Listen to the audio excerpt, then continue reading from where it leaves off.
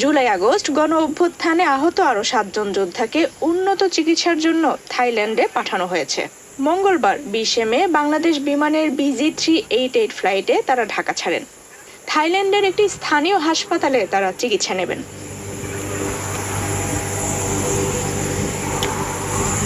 পাঠাও চলো দেশি ভাইবে। পাঠাও ফুডে 1000 টাকা পর্যন্ত ডিসকাউন্ট।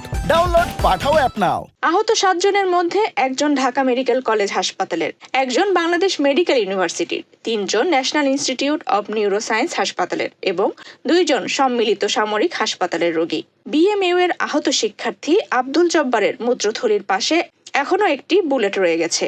CMH এর রোগী আশরাফুল ইসলাম 5 আগস্ট যাত্রাবাড়ি এলাকায় আন্দোলনের সময় গুলিবিদ্ধ হন এবং বর্তমানে তার পুরো শরীরই প্যারালাইজড। নিউরোসায়েন্স হাসপাতালের এক তরুণের বাম পা সম্পূর্ণ প্যারালাইজড হয়ে গেছে। এছাড়াও অন্য আহতদেরও নার্ভ ইনজুরির কারণে স্বাভাবিক চলাফেরা করার ক্ষমতা নেই। তারা মারাত্মক শারীরিক কষ্ট ও সীমাহীন দুর্ভোগ নিয়ে জীবনযাপন করছেন। এ নিয়ে মোট 47 জন আহত যোদ্ধাকে উন্নত চিকিৎসার জন্য বিদেশে পাঠানো হলো, যাদের মধ্যে অনেকেই চিকিৎসা শেষে দেশেও ফিরে এসেছেন।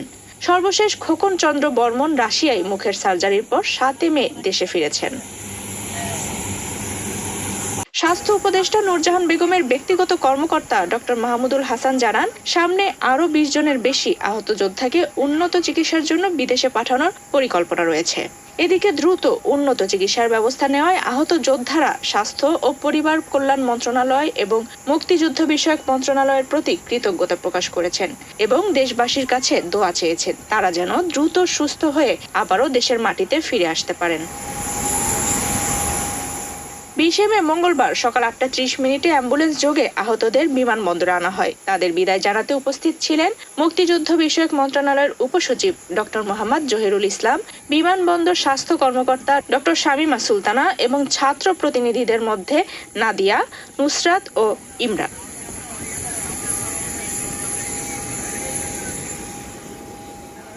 আফসানা রিপা, বাংলাদেশ প্রতিদিন।